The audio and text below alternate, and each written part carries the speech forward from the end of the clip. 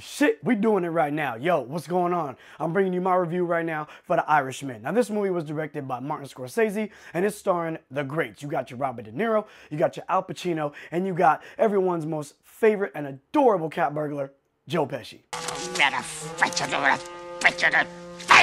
Now, for those of y'all out there who have no idea what The Irishman is all about, we're basically following Robert De Niro's character, Frank Sheeran, throughout the entire film, all the way from somewhat of his youth until he's an old-ass man wearing Depends. Now, this guy was a truck driver back in the 50s. He ends up getting into the union. He's making mob ties. Next thing you know, he's friends with Jimmy Hoffa. Y'all heard that name before.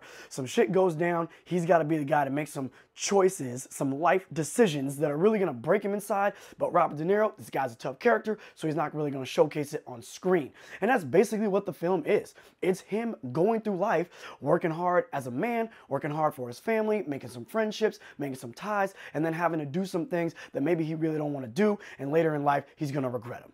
What did I like about this film? Number one, we got Pacino, we got De Niro, and we got Pesci. We're talking about three of the greatest actors that have ever touched anything mob or gangster related. So you know it's about to be legit on and popping.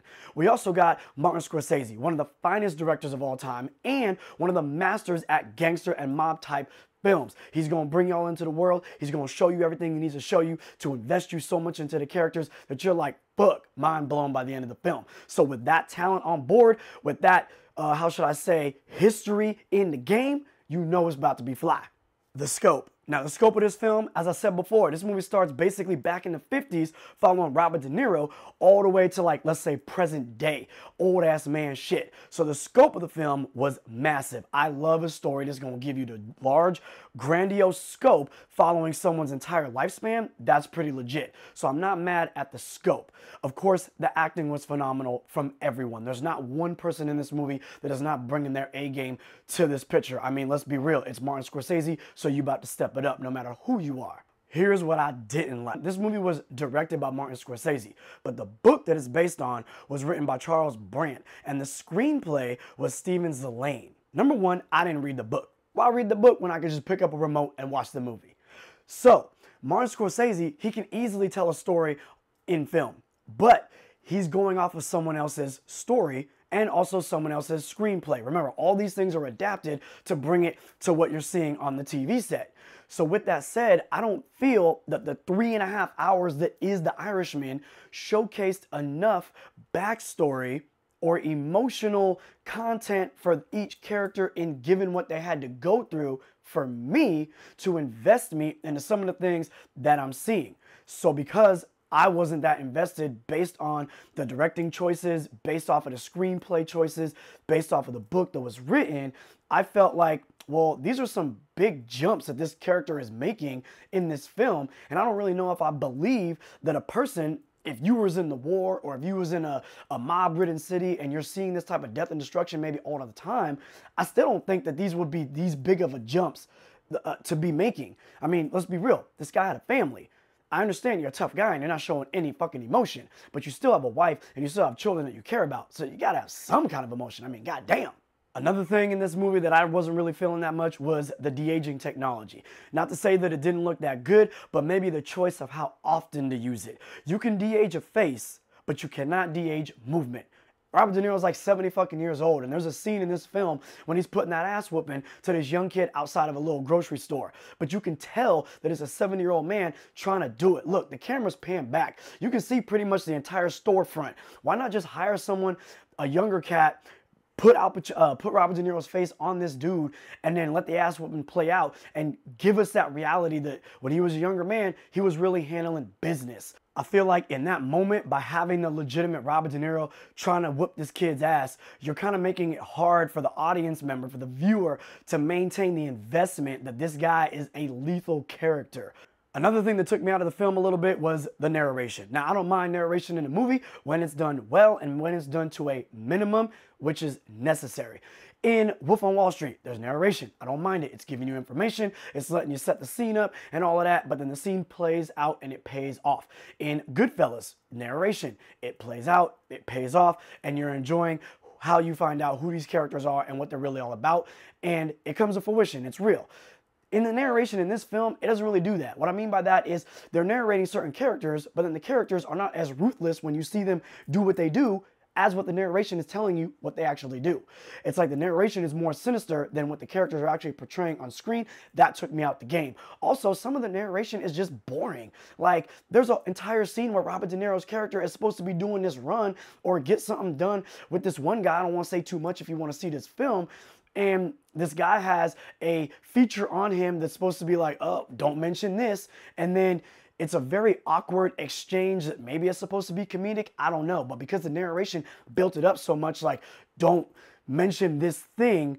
And then when it plays out, it's kind of like, all right, I guess. Like, why'd you have to put that in the film? But that was something I feel could have been taken out. And mentioning taken out is what it did for me when it came to the film. Took me the fuck out of it.